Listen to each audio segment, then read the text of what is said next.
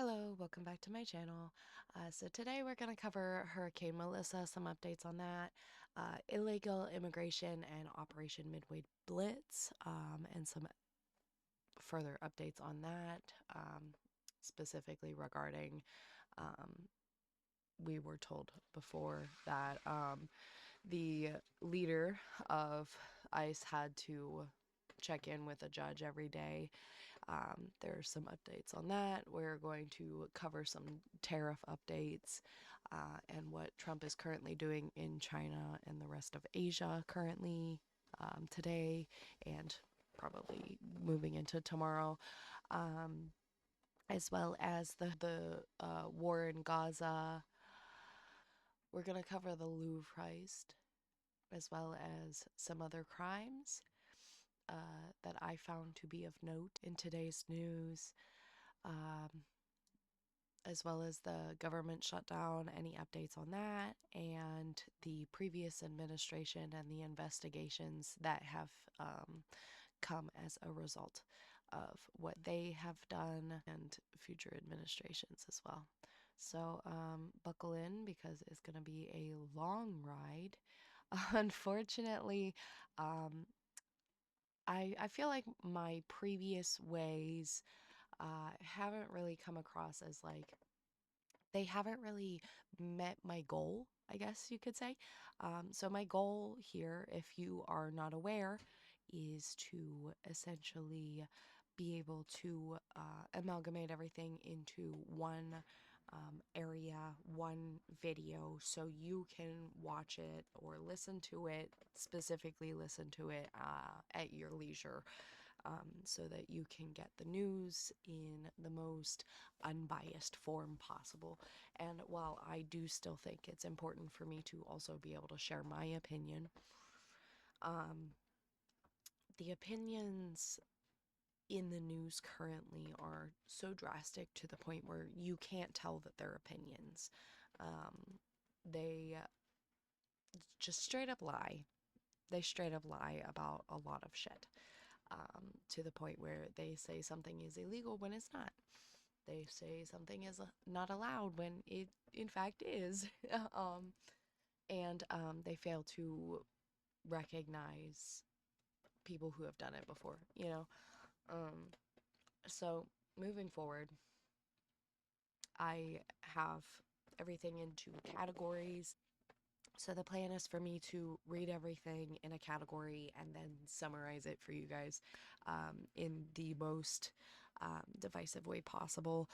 And then once I give you all of the facts of everything we know, I'm going to then provide my opinion on top of that. As always, you are more than welcome to, and in fact encouraged to make your own decisions, make your own opinions based off of the information that I am telling you.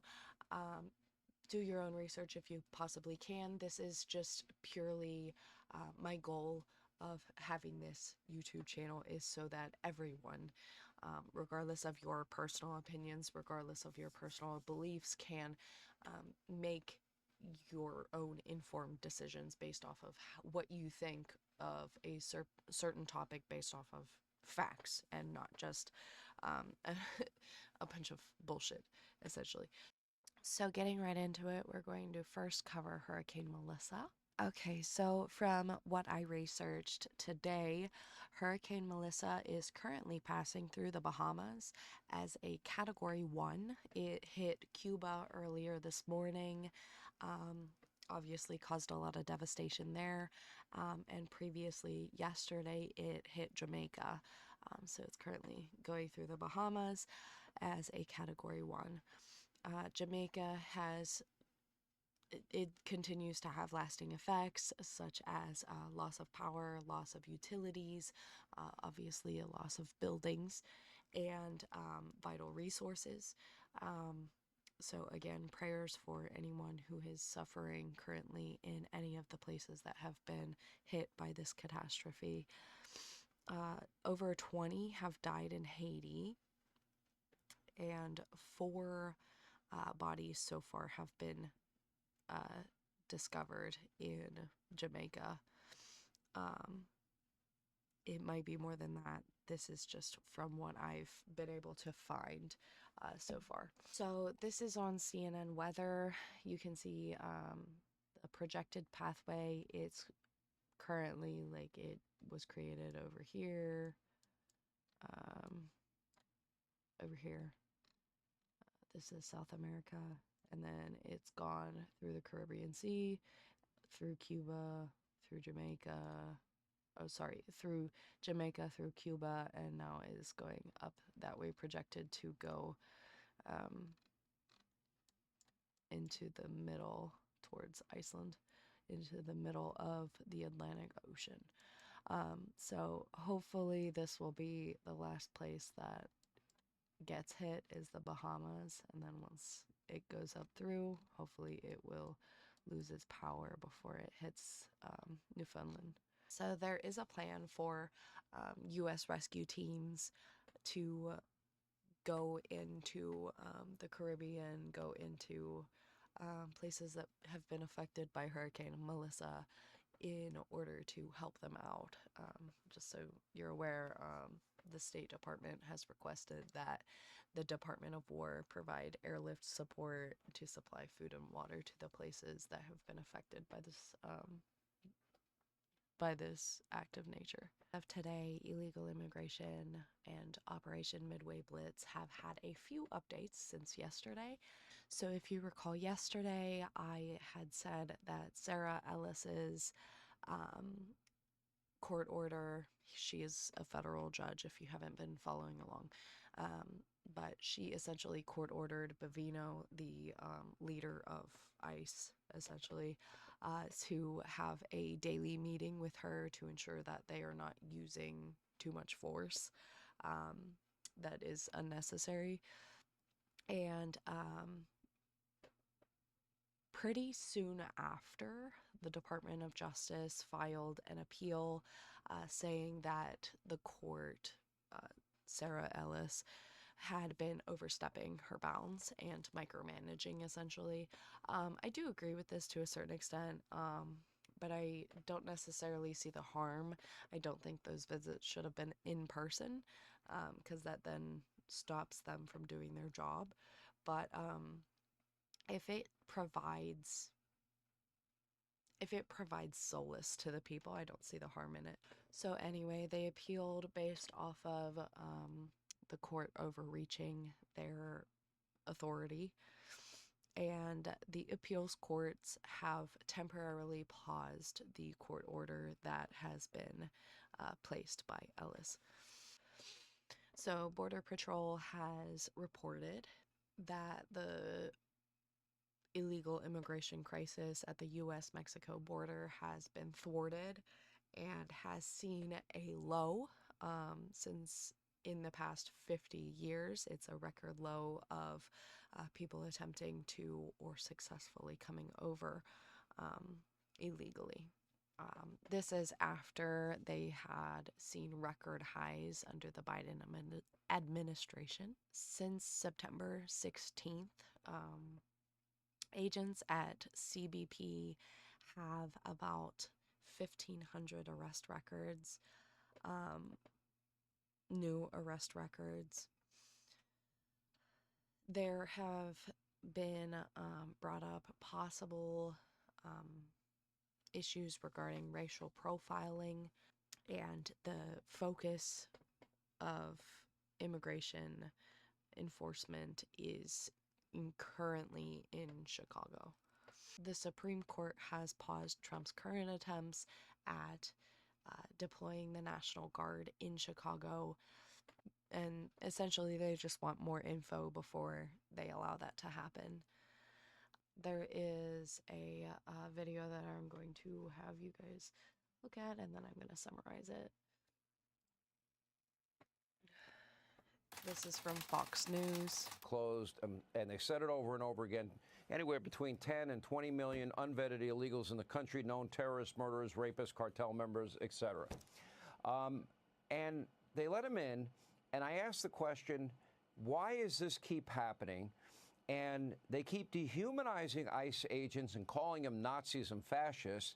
And now we've got the master ICE tracker, which is basically an effort to inform illegals ICE is coming to your house right now, removing the element of surprise, and as far as I'm concerned, putting a bullseye right on the forehead of those agents. Tell us what we can do. Well, listen, first off, I think it's important to look at Democrats. They put illegal immigrants over Americans. You just showed that horrific car crash, Sean. That was an illegal who Gavin Newsom issued a driver's license to, contrary to my law, contrary to my rule. Or you have Democrats who are willing to put health care benefits for illegals above the interests of the American people. You'll hurt Americans all for illegals. Or you have ICE agents out there, to your point. Okay, so this is one of two car crashes that I've been following regarding an illegal immigrant. This specific illegal immigrant was given a CDL license, so a license to drive one of those big trucks without actually following the proper protocols. He had failed the tests that were required, and they still gave him the license in California. So that in and of itself shouldn't have happened, and now it's caused multiple deaths, right? I think that's about all we need to watch of that video. I don't want to watch like too much of somebody else's video on here, because then they might come after me for stealing their content or some shit. So the DHS has shared a video to justify Border Patrol's tear gas use during the chaotic immigration raid in Chicago. Back up! Back up! Okay, so I don't think we need to watch all of that. I don't have an issue. Okay, so so talking about this entire situation is gonna get each side heated for whatever reason. I personally don't think there's an issue with using tear gas. I think it's one of the lesser forms of quote unquote force you can use. You can still be very much so a menace, even once you're tear gassed, right? I mean, when I was in the military, we did training in a tear gas chamber where we opened our eyes, and yeah, it's not easy to keep your eyes open, sure, but if you really want to, you can. It's just mind over matter, fighting through the pain. Do I think children should be tear gassed? No, but at the end of the day, children are kind of everywhere, so it's sometimes going to be unavoidable. Um, just based off of that video, I do think that they were being very aggressive. Obviously, that's not the entire story, but yeah, I would say that that was probably one of the least things they could have done in that situation, right? They could have been shooting people and they weren't, so I will say that that was a proper use of force in that sense. All right, so this video is from Fox News regarding, so this is Nassau County executive Bruce Blakeman from New York. He's talking about local authorities and ICE working together. Obviously, ICE is a federal government agency, so they don't necessarily have the ability to work with local governments, which makes them more effective if they are able to work with local governments. So let's finish listening to what he has to say. As I might have said before, we just last month had an arrest of 47 individuals who were illegal migrants who were engaged in criminal activity. And we arrested them. 28 of them were involved in gang-related activities, such as selling drugs to our kids, attempted murder, robbery, carjacking, shoplifting. And because of our partnership with ICE, we were able. Okay, so I am going to point out. So I am going to point out the clear propaganda there.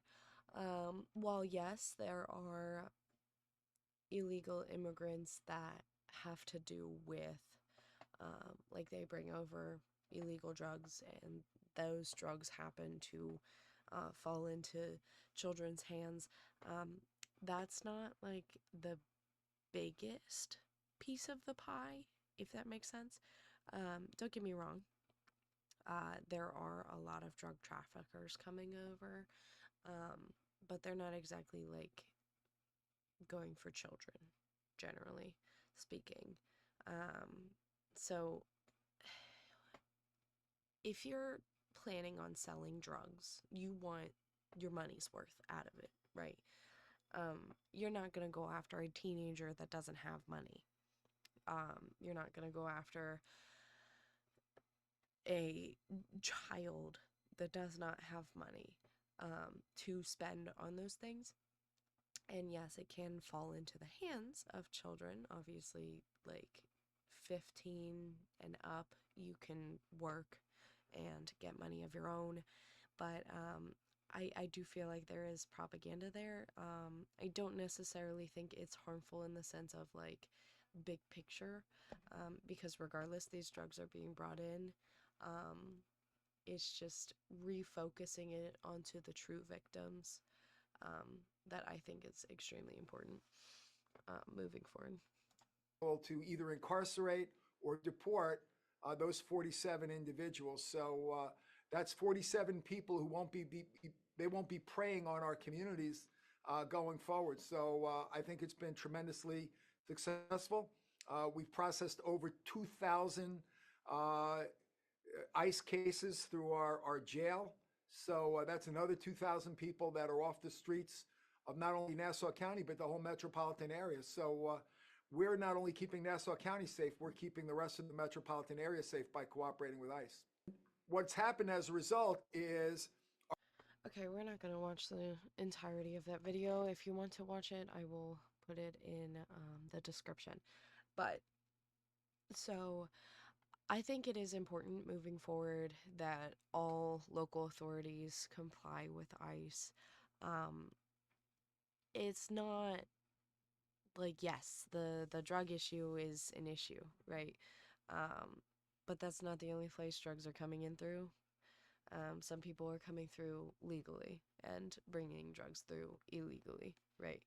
And then there's also some people who are making drugs here and selling them here. So to say that this whole war on drugs is tied to immigration, I think it's less so than what they're trying to say. And that's always been an issue, right? Like, how long has cocaine existed? That comes from the cocoa plant, and that's only in South America, right? That's where it grows. So like,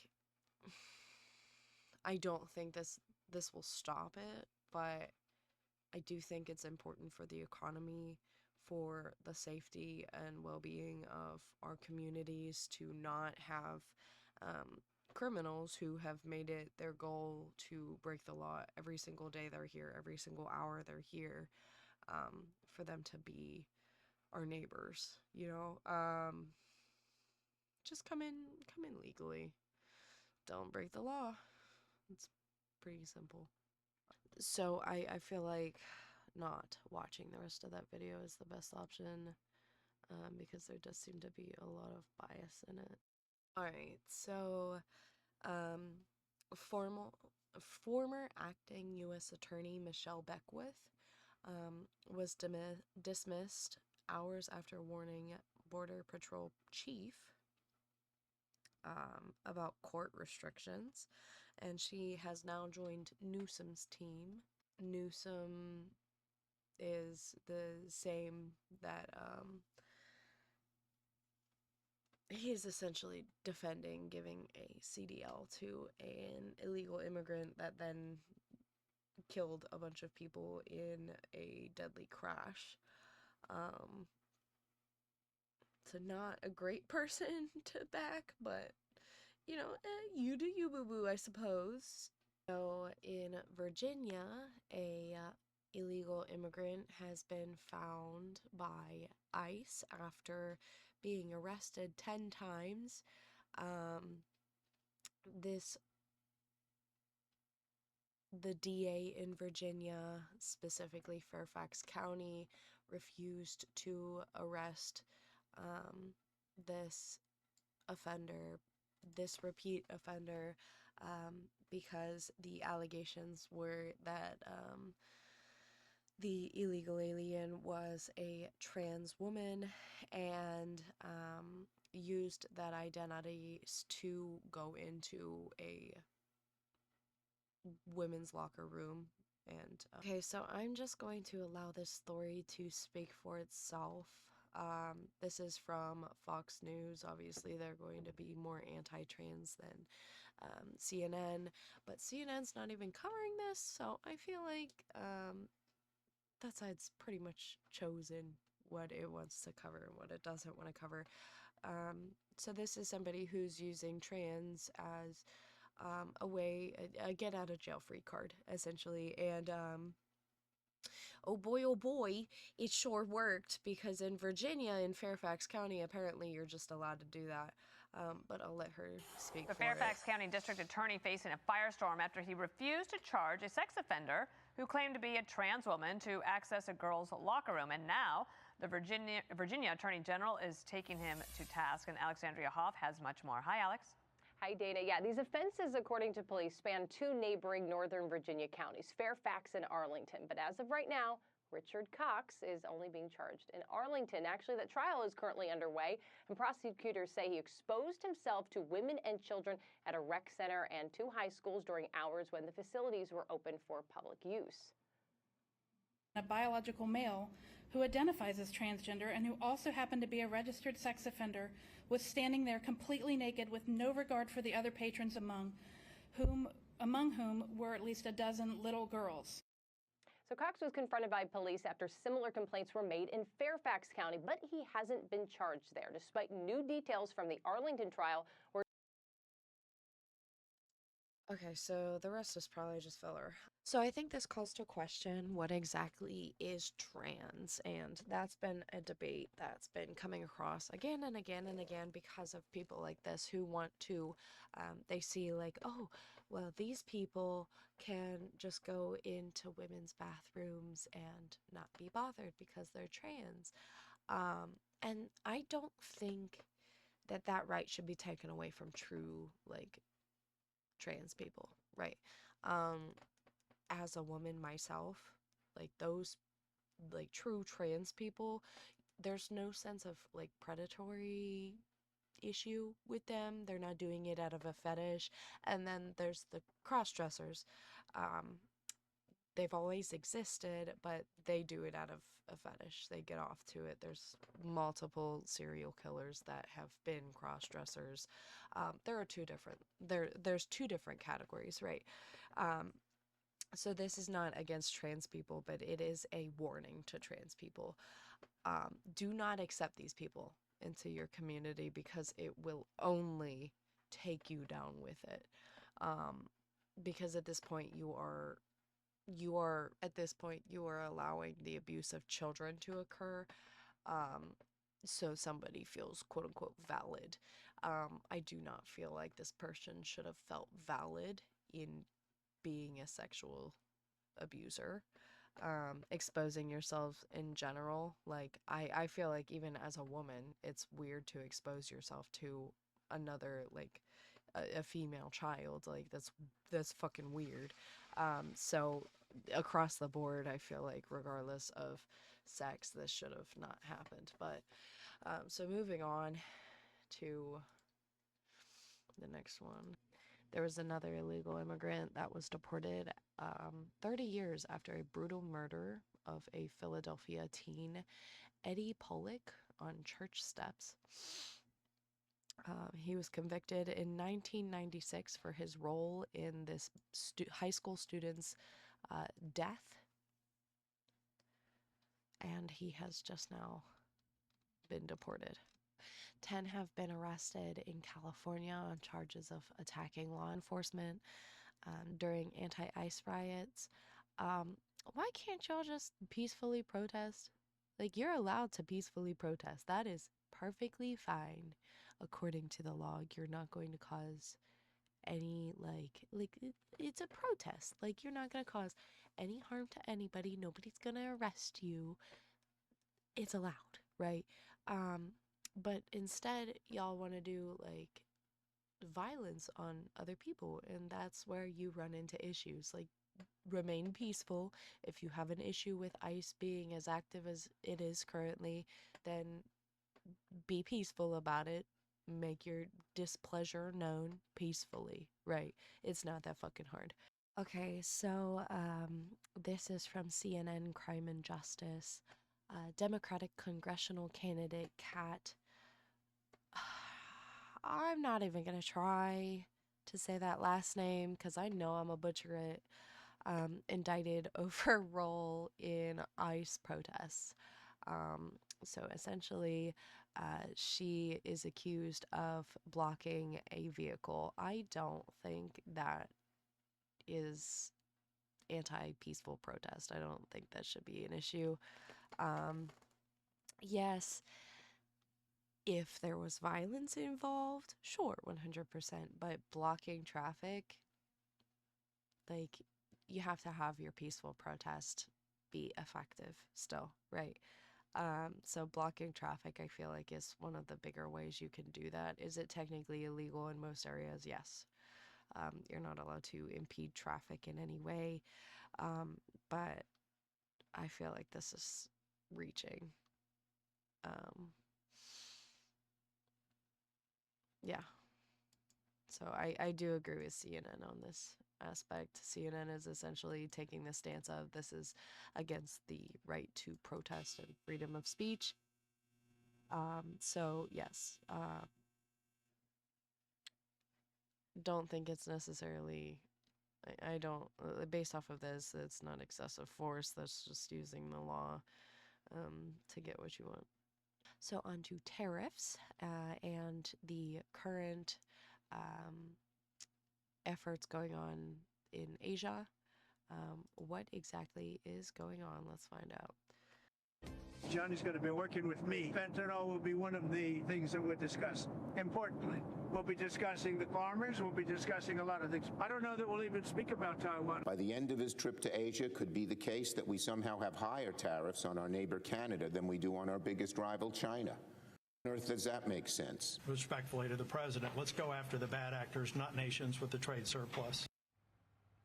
Talking tariffs there as the president's overseas in just a few hours from the biggest meeting of this trip with President Xi Jinping of China. The Chinese Foreign Ministry putting out a statement saying heads of state diplomacy plays an irreplaceable role in providing strategic guidance for China-U.S. relations. China stands ready to work with the U.S. to achieve positive outcomes and provide new guidance and impetus for the steady development of China-U.S. relations. All sounds good as you get ready for this meeting. A lot of things could happen. Let's bring in our panel. Fox News contributor Guy Benson. Kimberly Strassel is also a Fox News contributor, and Fox News media analyst Howard Kurtz. Kimberly, how do you set the table for this meeting? Well, look, I think going into this, what you've seen is Trump meeting with all of these other countries. And while this is a very Trumpian approach, right? He said, look, I feel like I can make a deal with Xi. I have a lot. Okay, so without wasting a fuck ton of time, essentially Trump has gone over to China to strike a deal with China's leader Xi. I don't think that there's been any result of it yet that's come out in the news quite yet. But essentially the goal is to obviously get America in the best position possible. Anyone who is bringing up somebody else, like a different country, instead of just talking about China and America, I think that's petty, because every relationship, my relationship with my brother might be different than my relationship with my sister. It doesn't mean both aren't important, but it does mean that these are two different entities that we're talking about. So any attempts to relate this to a different country, I think, is just irrelevant. So our soybean crops are one of the more important aspects of these negotiations between Trump and Xi as they move forward, because it is currently affecting our soybeans negatively, for us to have all of these trade freezes and all that. So that's something to keep note moving forward. Previously this year, Trump attempted to use emergency powers to declare retaliatory tariffs against Canada, and the Senate has essentially stopped that. And as for the Louvre heist, the suspects have been arrested. There are 2 suspects so far in the case, and the jewels are still missing, with a estimated $102 million worth of those crown jewels. The heist lasted less than 10 minutes. They were able to get out before the alarm, before authorities arrived. One of the men were found attempting to board a plane to Algeria. So the U.S. government remains partially shut down as of late October 2025, with no clear resolution in sight. The shutdown stems from a standoff between congressional Democrats, Republicans, and the Trump administration over budget priorities and broader political disputes. This shutdown has become one of the most consequential in years because it threatens to halt food assistance for tens of millions of Americans, disrupt the essential federal services, and strain the economy. As all shutdowns do, but obviously longer ones are going to do it more effectively, more drastically. The USDA announced that due to the shutdown, it would pause the Supplemental Nutrition Assistance Program, otherwise known as SNAP payments, beginning November 1st, citing a lack of legal authority to disperse the funds without an approved budget. 25 states, mostly led by Democratic governors, have sued the administration, arguing that billions in contingency funds are already available and that the administration is choosing not to release them in order for them to be used for SNAP benefits. Democrats, led by Senator Chuck Schumer, accused the administration of playing politics with hunger, saying Trump is using the threat of cutting off food aid as leverage in negotiations. The Republicans are divided. Some, like Senator Josh Hawley, support passing a standalone bill to fund SNAP temporarily. Others, including GOP leadership and the Trump White House, oppose piecemeal funding, insisting that reopening the government should happen all at once through a broader deal. If SNAP payments lapse, 42 million Americans, including children, seniors, and veterans, could lose benefits, making this the first interruption in SNAP's 60-year history. So I think that honestly speaks for itself.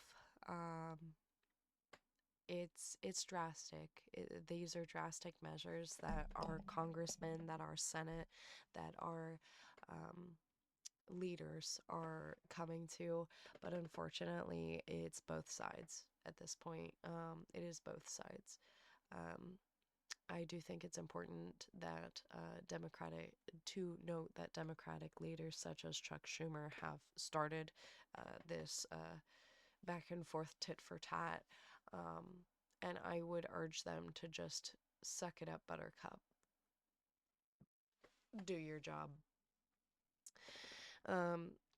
The impact on this government shutdown for aircraft for workers and other services that come from the government and benefit the people, such as air traffic controllers, TSA agents, and other federal employees, are working without pay, prompting rising frustrations and safety concerns.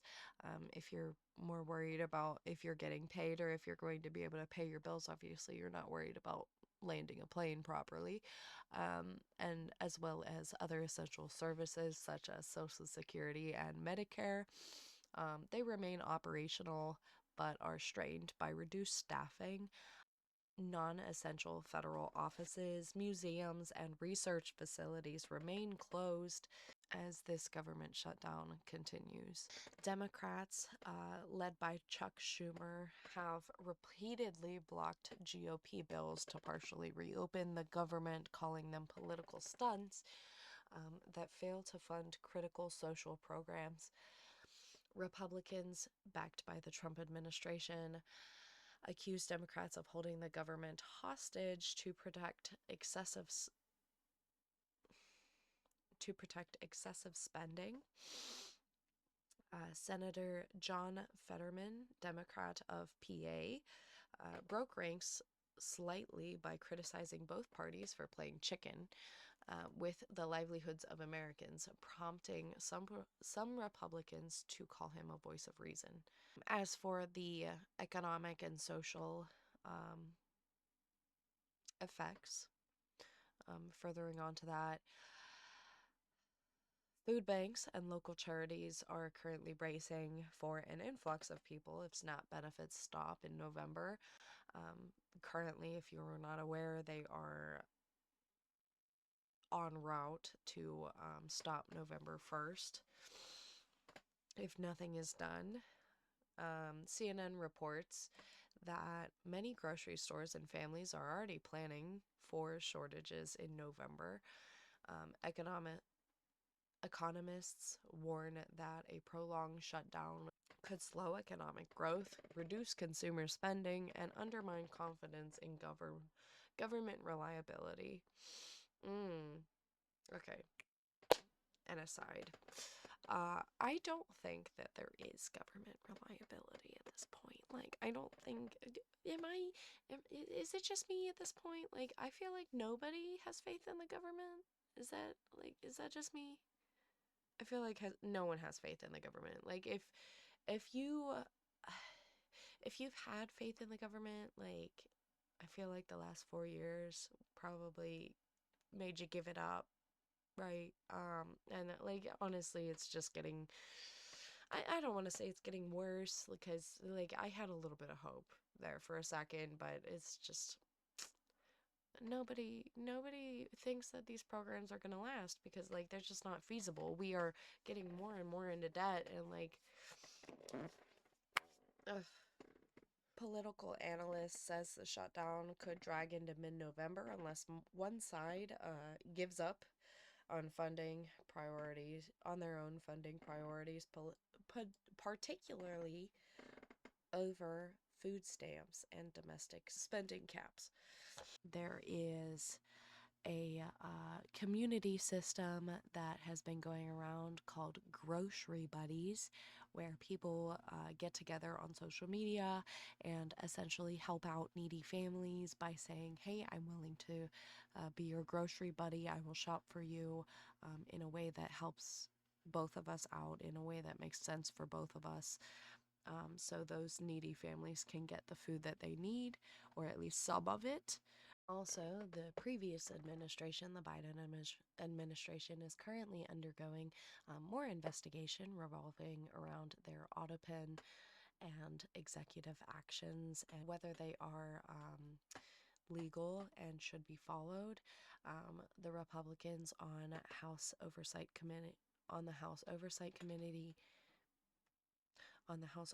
Committee released a report alleging that Biden's use of a signature replication device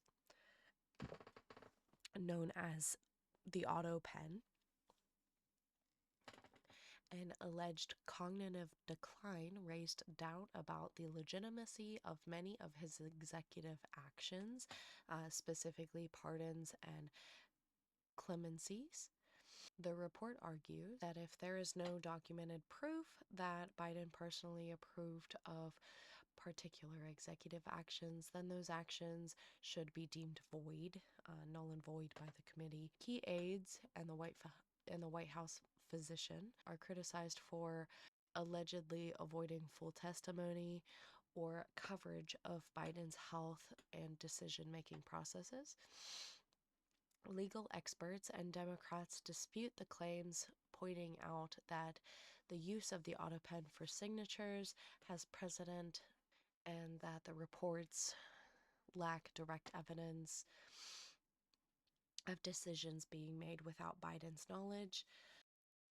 In connection with the Arctic frost investigation launched by the FBI and the DOJ into alleged election interference activity, documents surfaced showing subpoenas or data requests targeting a large number of Republican individuals, groups, and even senators. Republicans claim that this amounted to a politically motivated enemies, quote unquote, enemies list of the Biden administration.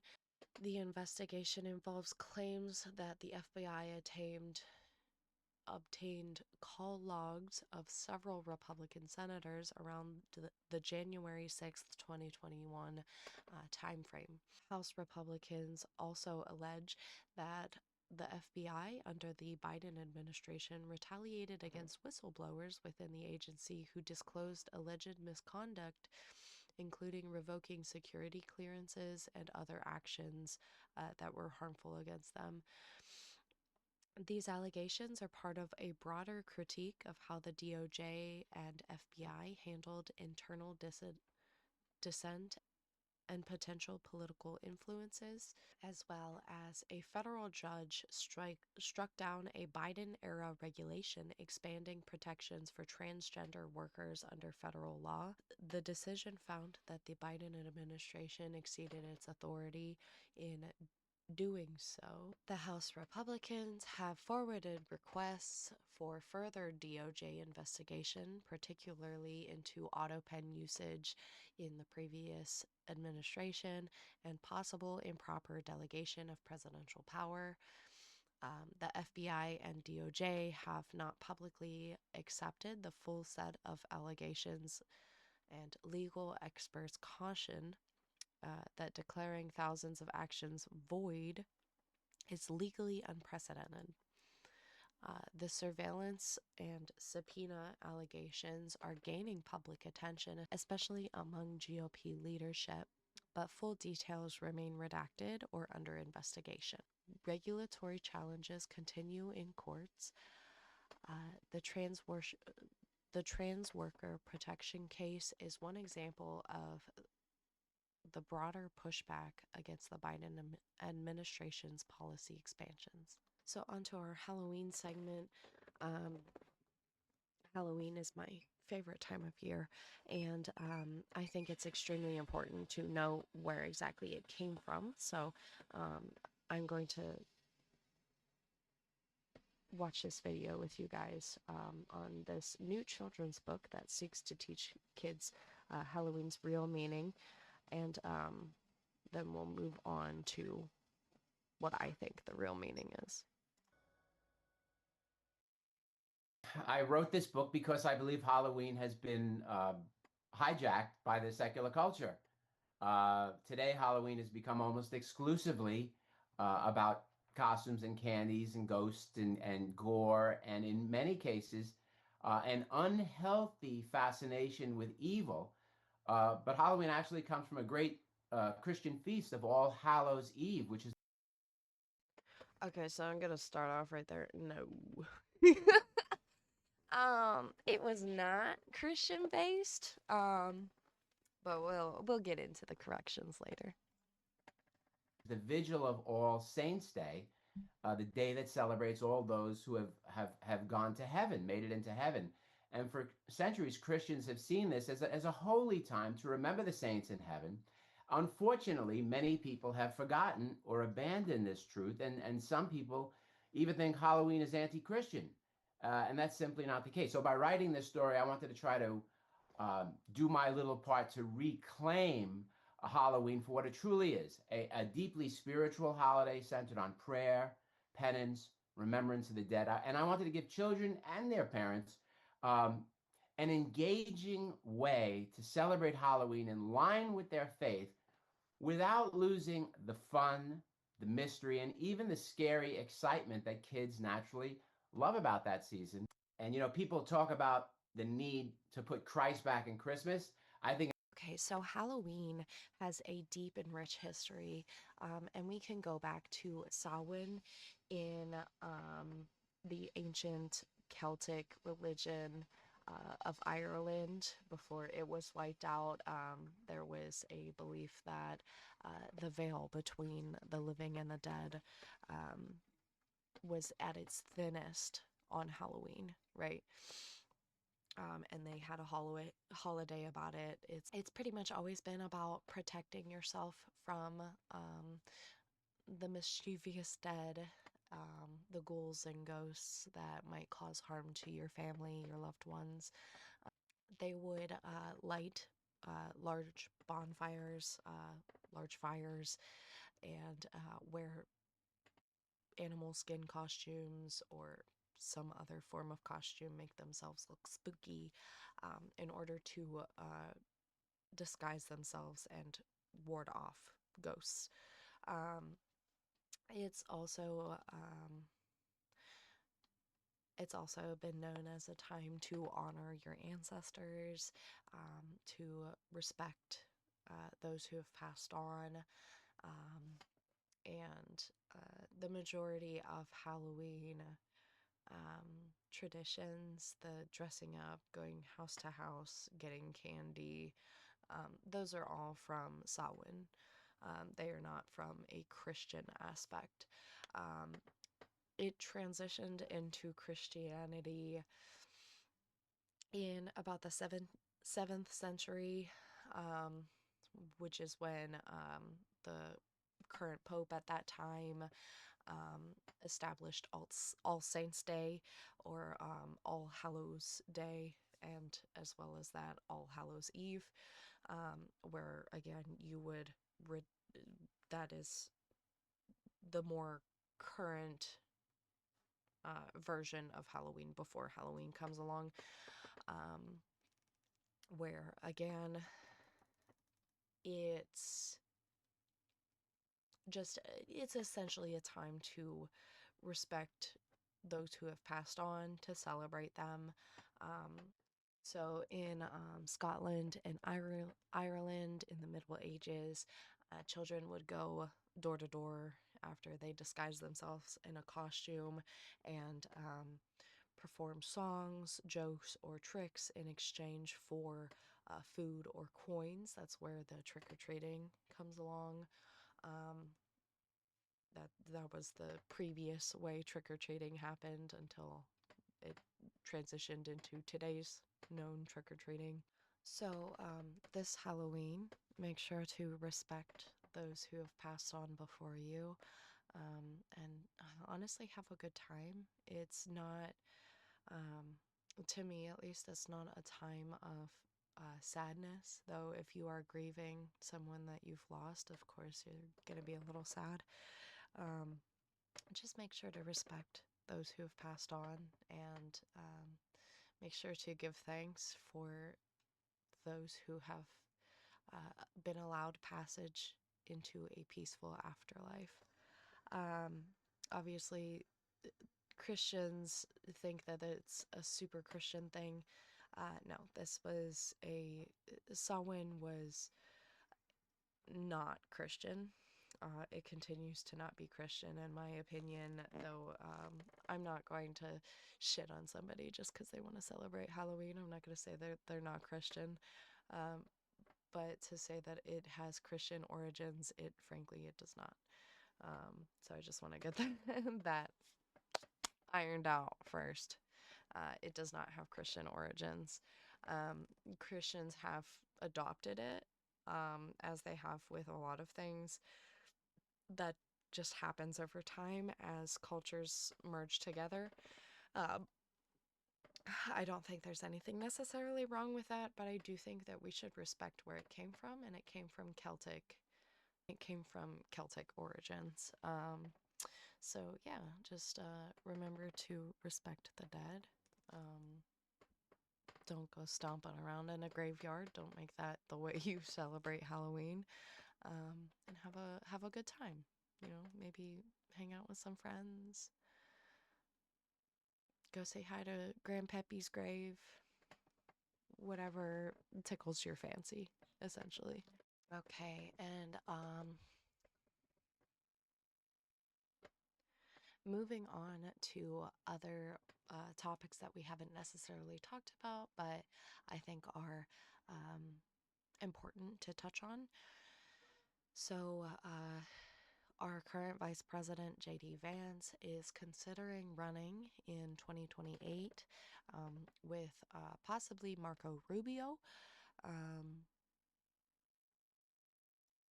I don't think he's going to win if he does that. That's just personally me. I don't think Vance has, like with Trump, it's like Trump has like the people behind him because he has that pizzazz. He's got the pizzazz, you know. Um, Regardless of if you like him or not, Trump has a lot of personality versus I don't think JD Vance has that same personality. So, um, I don't personally know what the general consensus on JD Vance is. Um, a vice president generally falls by the wayside in regards to like what needs to be talked about.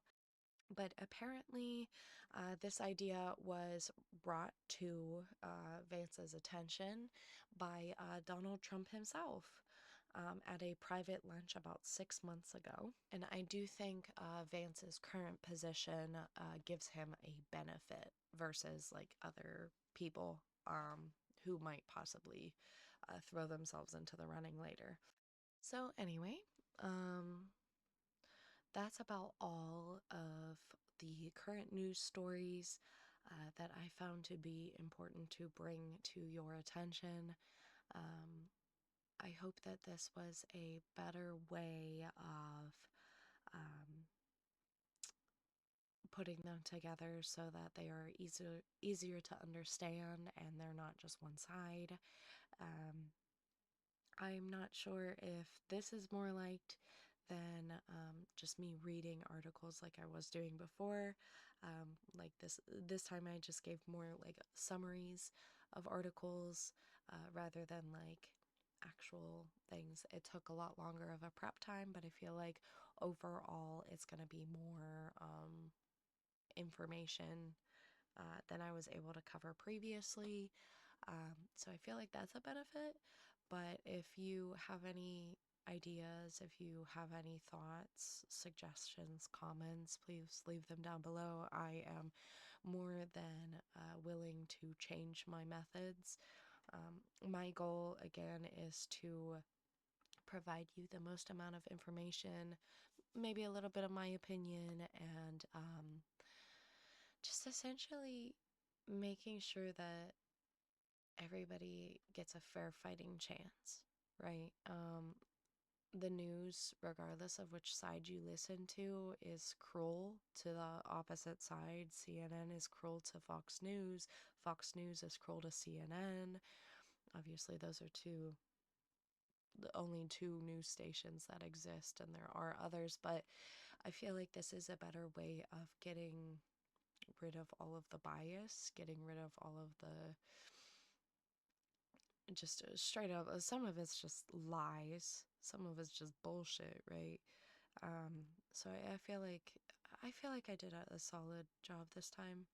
I'm gonna continue to do my best to separate the facts from the opinions, so it's more clear for you, the viewer, to understand what exactly is going on, as well as making sure that my opinion is separated from the facts, which you don't get in basic news stations. So, if you enjoyed this, like, comment, subscribe, tell me I did a shit job. I don't necessarily care what you comment. Everything will be read as best as I can, and I will take as many pieces of advice as I can. So, yeah, like, comment, subscribe. Really helps the channel. Okay, bye.